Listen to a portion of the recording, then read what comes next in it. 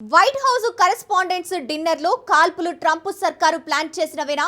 Epstein files విచారణ, వరుస పాలనా వైఫల్యాల నుంచి ప్రజల్ని డైవర్ట్ చేయడానికి రిపబ్లికన్స్ ఆడిన మైండ్ గేమేనా?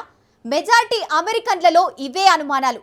కొందరైతే ఇది పక్కాగా ప్లాన్ చేసిన ఫేక్ గన్ ఫైరింగ్ అని వాదిస్తూ అందుకు కీలకమైన ఆధారాలను చూపిస్తున్నారు.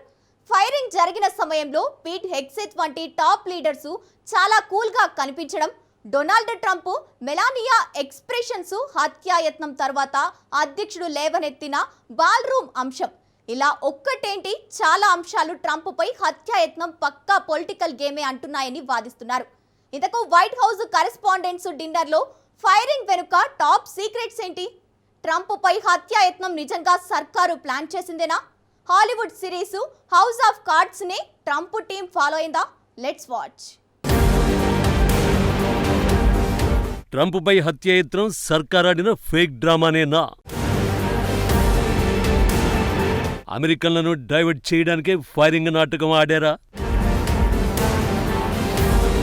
వాషింగ్టన్లో కాల్పుల ఘటనపై అనుమానాలు ఎందుకు?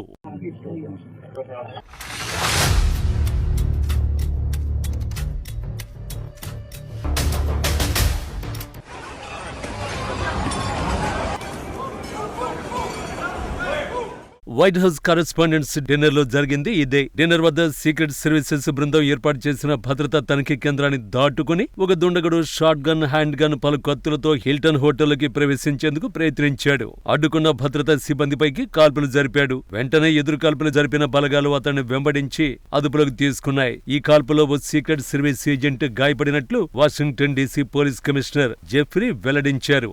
నిందితుడిని 31 ఏళ్ల కోల్ థామస్ ఎలన్ గా గుర్తించారు. అతడు కాలిఫోర్నియా లోని టోరెన్స్ ప్రాంతానికి చెందినవాడని, హిల్టన్ హోటల్లో అతిథి అని చెప్పారు. కాల్పుల ఘటనలో అతిథులెవరికీ ఎలాంటి హాని జరగలేదన్నారు. ట్రంప్, ఆయన ప్రభుత్వంలోని అధికారులే నిందితుడి లక్ష్యమని తాత్కాలిక అటార్నీ జనరల్ మీడియాకు వెల్లడించారు. సింపుల్ గా చెప్పాలంటే వైట్ హౌస్ కరెస్పాండెంట్స్ డిన్నర్ లో జరిగింది ఇదే. నిజానికి ఇది చాలా సీరియస్ వ్యవహారం. ఎందుకంటే ఏ దేశ అధ్యక్షుడికైనా అత్యంత కట్టుదిట్టమైన సెక్యూరిటీ ఉంటుంది. దానిని దాటుకుని లోపలికి వెళ్లే ఆలోచన కూడా ఎవరికీ రాదు. కానీ అక్కడ జరిగింది వేరు.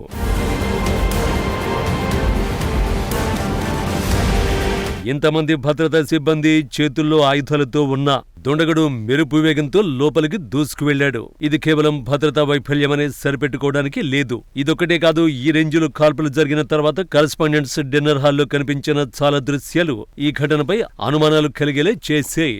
ముఖ్యంగా కాల్పులు జరుగుతున్న సమయంలో ట్రంప్ దంపతులు, అతని మంత్రివర్గంలోని ఇతరుల వ్యవహార శైలి ఇదొక పక్కాగా ప్లాన్ చేసిన యాక్షన్ సీన్ గా అనుమానం కలిగేలా చేశాయి. ఆఖరికి ట్రంప్ రియాక్షన్ కూడా.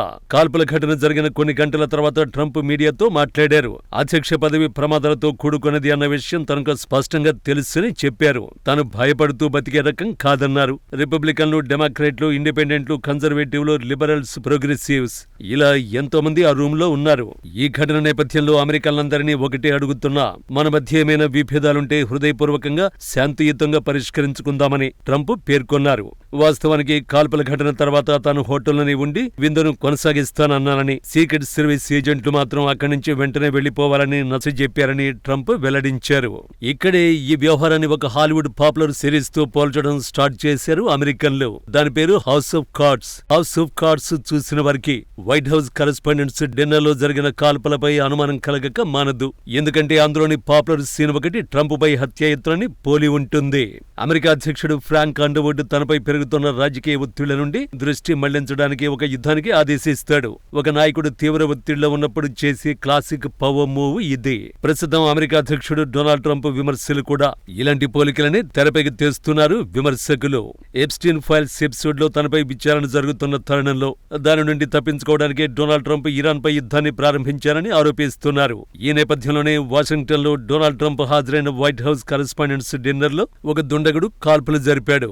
ఈ ఘటనలో అధ్యక్షుడు సురక్షితంగా బయటపడినా ప్రస్తుతం చట్టపరమైన చిక్కుల్లో ఉన్న వైట్ హౌస్ సమీపంలోనే ఒక బాల్ రూమ్ ప్రతిపాదనకు మద్దతు కూడగట్టడానికి ఈ ఘటనను స్టేజ్డ్, అంటే ముందుగా పక్కగా ప్లాన్ చేసిన నాటకమని విమర్శకులు ఆరోపిస్తున్నారు. అందుకారణం కాల్పుల తర్వాత ట్రంప్ బాల్ రూమ్ అంశాన్ని తెరపైకి తేవడమే.